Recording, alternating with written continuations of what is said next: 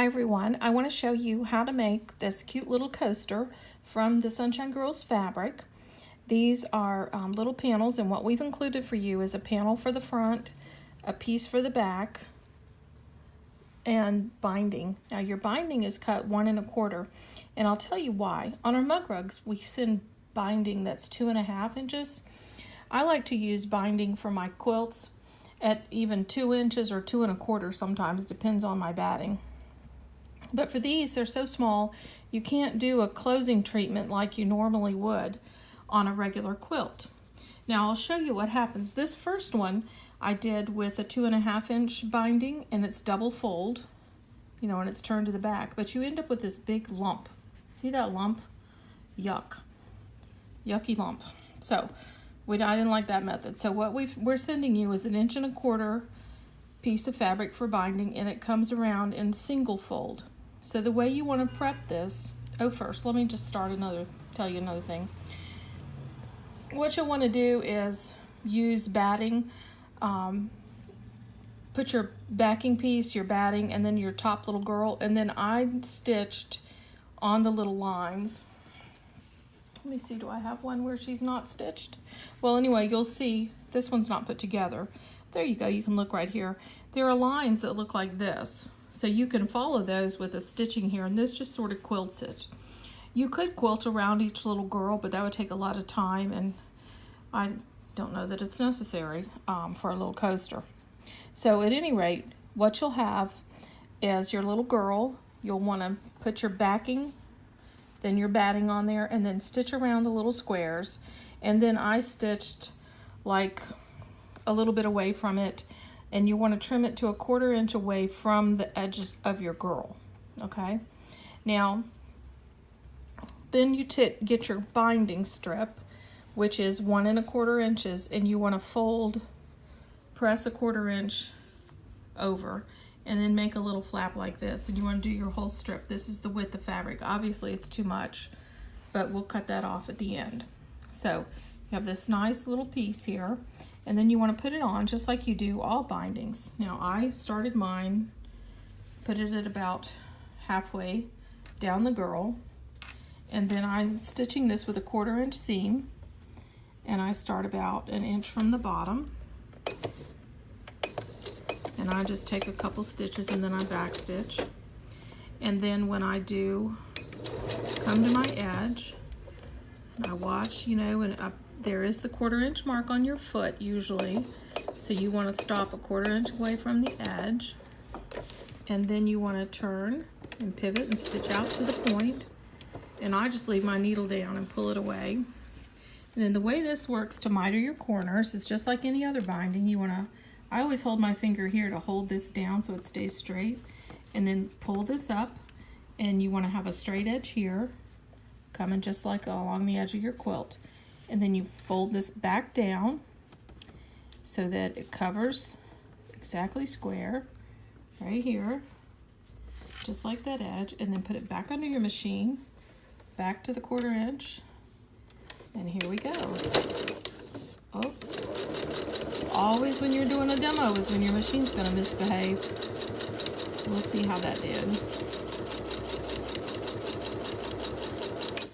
So we come down here. You can usually, obviously you can't see through your binding, but you can feel it with your finger. Okay, pull that back, down. And if you need help with binding, you can look at one of our other videos that explain maybe a little bit more in detail than what I'm doing right now. This single fold binding works really well on anything little. Of course, if this was a circle, you'd want to use bias binding because that's a curve. And curves are a little more tedious when it comes to flipping around. Okay, maybe one more stitch there. I'll stitch off, come out. So essentially you're stitching a 45-degree angle off the edge. Exactly, right? Okay. Exactly. And your main thing is you want to make sure this is straight when you come up and this is down. See how that forms that nice angle there? So then you flip this back just like this. over there? Well, let's see if this goes away. Yes, it did. This is so little I don't pin it, but you know, you're welcome to pin yours if you feel you need to.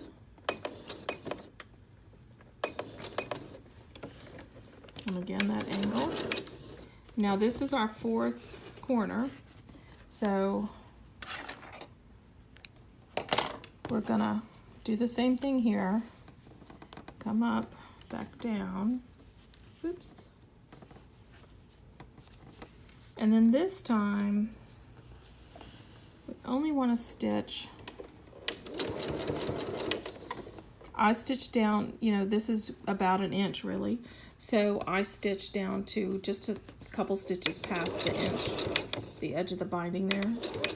And then I usually back stitch. Okay, and this time we're actually going to take it out. Now, where these little threads bother me, so I always cut these off. See, look what that did.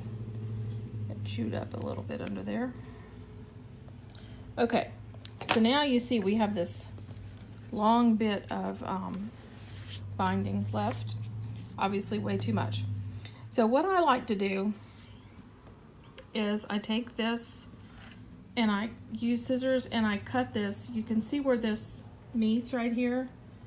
And then I usually draw a line with my little pigma, 1/4 inch away from there, like that. Just make a mark. Draw a line straight back. That's where I'm gonna cut it. Okay. Don't have my right scissors here, so I'll use these little applique scissors. So just cut it on the line. Then you can get rid of this piece. So you want 1/4 inch past the beginning of the other, is that right? Okay. And I want this, you know, okay, when I made this, I just turned under some. You know, if you turn under exactly 1/4, you might burn your fingers, so I just turn under a little bit more. Obviously, you have plenty of fabric because it's way too long for this little piece. So then I've got this cut, and I'm going to make sure that this meets here, just because I like my seam allowance can be equal. So now I have this pretty nice crease right here. That's going to be my stitching, plus it should be 1/4 inch. Well, I guess you could measure. Oh, so you're going to basically I'm going to sew stitch on it with that. the machine. Okay. I'm going to stitch it with the machine. So it is exactly 1/4 inch. If you've been doing this for a while, you know what 1/4 inch is. So then I undo this, pull it like this, fold my little guy in half, use my little binding clip or something just to give me some space there. You want to open this out so that it meets here. And now you want to pin this.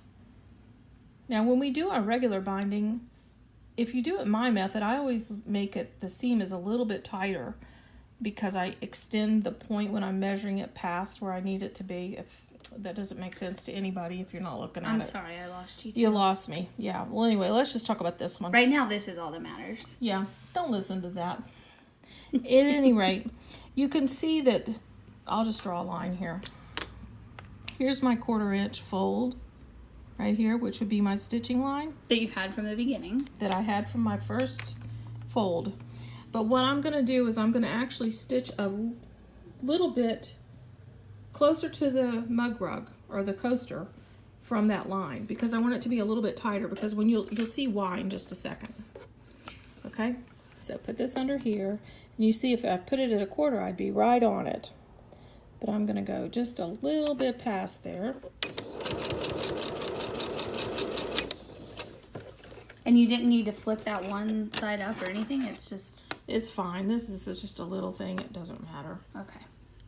You could open it all out if you wanted to, but then you'd have to worry about pressing it back down.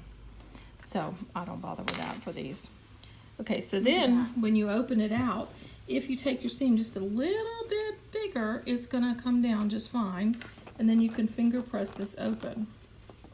Now, part of what we're trying to do is avoid some bulk. So you can actually take your scissors if you want and trim this just a little bit more, but really it's to like what, 1/8 of an inch or? Yeah, you can if you want. I just like to trim a little off. It makes me feel better. So then you put it back under your machine That was really easy. It's very easy.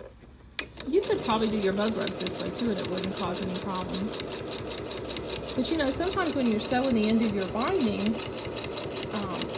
on anything, the machine pushes it. So if your binding is, when you do this seam, is really a little bit snugger maybe than you think you need, it's going to come out better because it's going to push it. So see, that comes out very smoothly. So then the next thing you would want to do is just flip all this around. Look at those nice miter corners. Yeah, these miters turn out perfectly when you do it that way. I mean, look at that little guy. Love it. Yeah. So then you would fold this to the back, and I hand stitch mine. I don't know. You want to show the back of one that's done? Yes. See?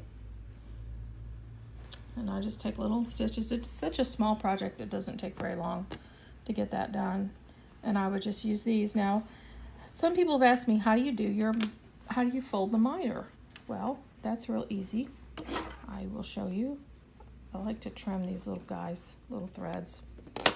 And see, if you stitch this with a 1/4 inch, it's going to come right up to a 1/4 inch, and that's going to fold right over. See that?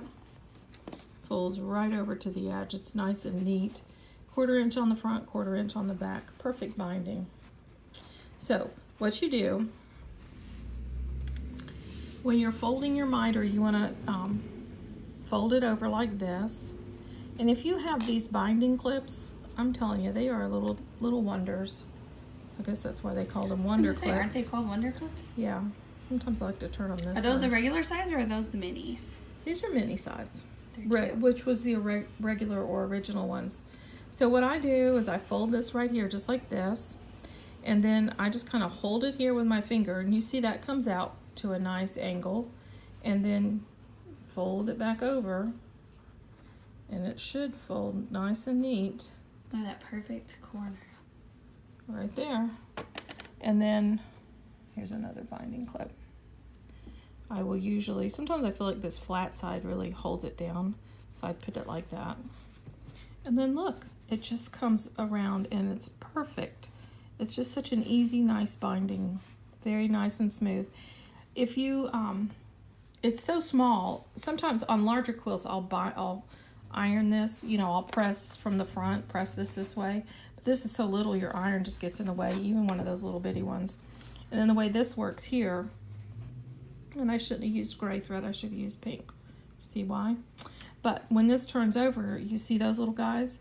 But when you're doing your binding, you can just tuck that under when you stitch it a little bit, or you could snip a little bit of it off. You don't want to get too close to the seam.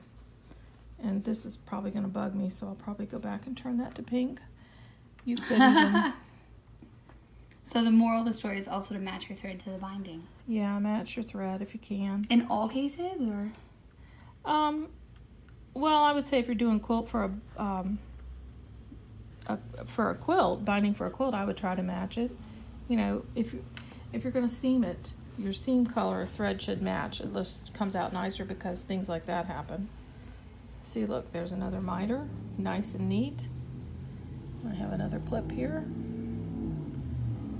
I'll just put that little guy right there. And see, another thread. Drives me crazy. So just flip that over. And you can see this is going to turn out nice and perfect. And there's a cute little coaster. And I tell you, I have been using this since at my sewing machine. I've actually been using this little one right here with my lemonade. Because it's super cute. It's hot here in Florida. It is. So anyway, we hope that you enjoy making your little coaster. If you have any questions about this, just feel free to send us an email at orders@stitchesoflovequilting.com. Or you can email me directly, julie@stitchesoflovequilting.com. So happy stitching and happy everything. Bye.